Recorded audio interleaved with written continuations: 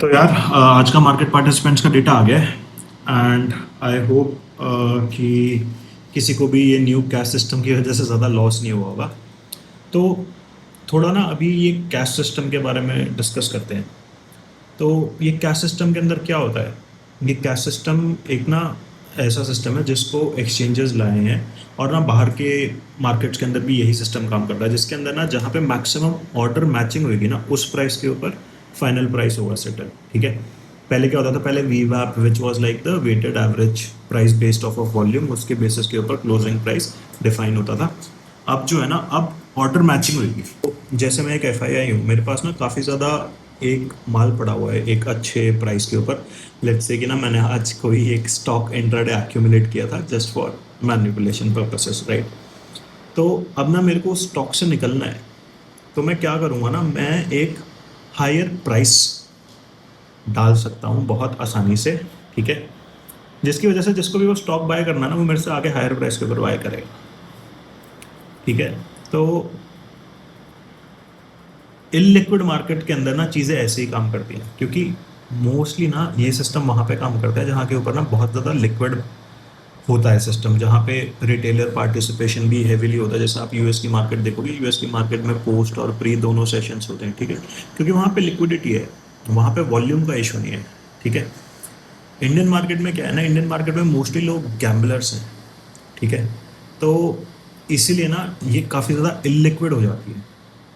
तो अभी अगर आप मोटा मोटा बात करोगे, कैश के अंदर क्या होता है? कैश के अंदर जो आपका स्पॉट का प्राइस है वो 3:30 बजे क्लोज हो जाता है, आपका ऑप्शन जो है वो 10 मिनट बाद क्लोज होता है। ठीक है। तो ये एक पंगा है। बाकी अगर आप देखोगे कैश सिस्टम से बेनिफिट किस किस को होगा, अगर मैं कहूँगा तो कैश सिस्टम से बेनिफिट उन लोगों को हो रहा है जो लोग रिटेलर्स हैं और उनको नॉलेज नहीं है कि वो क्या कर रहे हैं। ठीक है। क्योंकि ना अब वो हट जाएंगे मार्केट से, जिन्होंने भी यूट्यूब वीडियो देख के ऑप्शन सेलिंग सीखी है। स्पेशली सेलर्स के लिए मैं बता रहा हूँ, जिन्होंने ये ऑप्शन सेलिंग सीखी है। कोई एक आपने एक्स वाई जी अकेडमी ज्वाइन कर ली, उसने आपको एक चेकलिस्ट दे दी कि डेल्टा होना चाहिए इतना कम, वीगा गामा की ये वैल्यू होनी चाहिए, ओ आई इतना होना चाहिए, शॉर्ट कर दो, फलाना कर दो, ढिमकना कर दो। ठीक है। अब ना वो सब आउट ऑफ द पार्क हो गया है। ठीक है। जब तक अब आपको ये नहीं पता है ना कि फ्यूचर्स से ऑप्शंस की प्राइसिंग कैसे ड्राइव होती है, फ्यूचर्स ऑप्शन में रिलेशन क्या होता है, स्पॉट और ऑप्शंस में क्या रिलेशन होता है, तो अब ना आप मार्केट से ऑटोमेटिकली हट जाओगे। ठीक है। क्योंकि अब ना अगर कोई लिक्विडिटी प्रोवाइडर है ना, उसको चीज़ें करना और ज़्यादा आसान हो गया है। ठीक है। जैसे मैंने स्टार्टिंग में आपको कैश समझाया, तो मैंने आपको एक क्या बहुत एक अच्छा एग्जांपल दिया। ठीक है। मैं जब फॉरेन की मार्केट के अंदर ट्रेड करता था, तो उसके अंदर भी यही होता था। उसके अंदर एक पोस्ट क्लोजिंग टाइम होता था और उसके अंदर ना आपके पास रियल टाइम डेटा होता है। ठीक है। कि आपको ऑर्डर्स पता होते हैं। अब आप लैडर जाके देखोगे, लैडर क्या होता है? ऑर्डर फ्लो की लैडर होती है। कई ब्रोकर सिर्फ 5-5 दोनों साइड के ऑर्डर्स दिखाते हैं, कई ब्रोकर 20-20 के दिखाते हैं। ठीक है। उनके पास ना पूरी लैडर होती है, जहां तक प्राइस के ऊपर ऑर्डर लगे वहां तक उनके पास लैडर होती है। ठीक है। तो उस हिसाब से वो लोग भी ऐसी ट्रेडिंग करते थे। यूजुअली जो बिगिनर ट्रेडर्स हैं उनको मना किया जाता था कि आप पोस्ट क्लोजिंग आवर्स के अंदर ट्रेड ना करें। ठीक है। तो ये तो हो गया अभी कैश की बात। अभी तो ये कैश की वजह से ना हमको ना थोड़ा डेटा भी अलग तरीके से अब रीड करना पड़ेगा। तो जो स्पेसिफिक चीज़ें होंगी ना, जो स्पेशल एडिशन हुए हैं specially in terms of futures expiry के ऊपर, क्योंकि मोस्टली जो पोजीशंस होंगी ना वो गैम्बलिंग वाली पोजीशन होगी स्पेशली कैश की वजह से। ठीक है। तो जो भी अब ये कैरी फॉरवर्ड करके जा रहा है ना, या तो वो बहुत एक्सट्रीम स्ट्राइक्स के ऊपर कैरी फॉरवर्ड करके जा रहा है। ठीक है। अगर कॉल और पुट शॉर्ट की है, वरना अगर कोई भी फ्यूचर्स के अंदर कोई एडिशन कर रहा है ना, तो वो एक अच्छा रेफरेंस पॉइंट है हमें बताने के लिए कि हम क्या एक्सपेक्ट कर सकते हैं मार्केट के अंदर।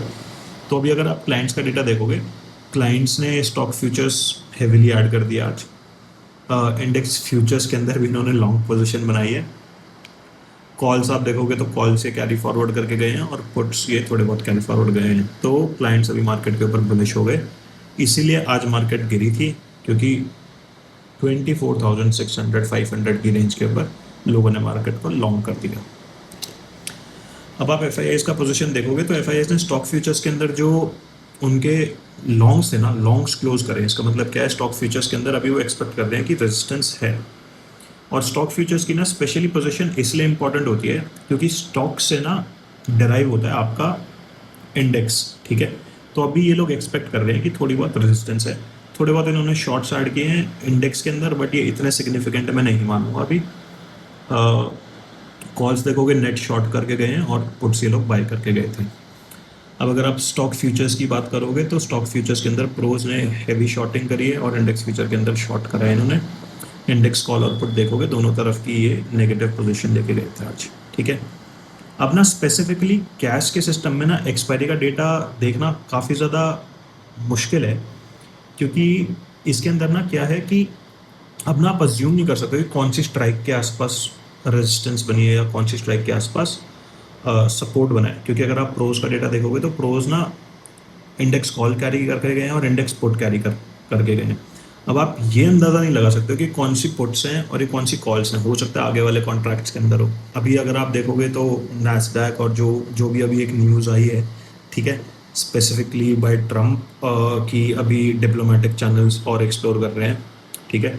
तो उसकी वजह से अगर आप देखोगे बाकी सारी मार्केट्स फ्लरिश कर रही है, लेकिन हमारी गिफ्ट निफ्टी की अगर आप पोजीशनिंग देखोगे, अभी गिफ्ट निफ्टी में देखता हूँ कहाँ पर है। गिफ्ट निफ्टी ऑलमोस्ट 650 के आसपास, 24,650 के आसपास स्ट्रगल कर रहा है, ठीक है।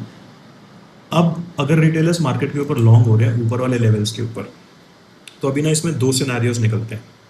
मार्केट अगर गैप अप ओपन होती है, ठीक है, तो हो सकता है मार्केट रेजिस्टेंस फेस करे, क्योंकि वहाँ पे शॉर्ट्स ऐड करने के लिए एक अच्छी अपॉर्चुनिटी होगी लोगों के पास। और रिटेलर्स को अभी इस न्यूज़ का पता है कि डिप्लोमेटिक चैनल्स पे एक्सप्लोर कर रहे हैं, तो वो फिर से मार्केट को लॉन्ग करेंगे वहाँ पे आके, ठीक है। ये हो गया फर्स्ट पॉइंट। अगर मार्केट गैप डाउन ओपन होती है तो फिर रिटेलर्स का लगेगा स्टॉप लॉस, वहाँ से मार्केट रिवर्स होने के चांसेस ज़्यादा है, ठीक है।